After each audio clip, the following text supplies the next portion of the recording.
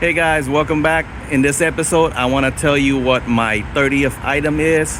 Let's make our way directly to the rear. As you can see right there, lower, it is the Wolfstorm steel bumper.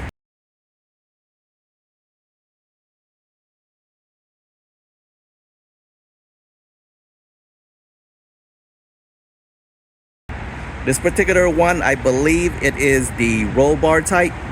As you can see, this is the steel roll bar fixed into the flat platform. That is one of the key things I like about it, is the platform right there, nice and flat on both sides to be able to step up.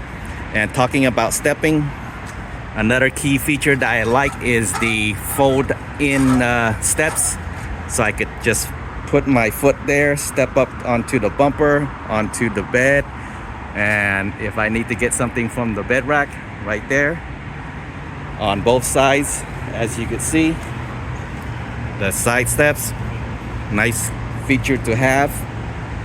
And then another feature that I like about this bumper is the LED signal lights, brake lights right there. And also it came with the shackles. Yeah, this is the 30th item, the Wolfstorm steel bumper.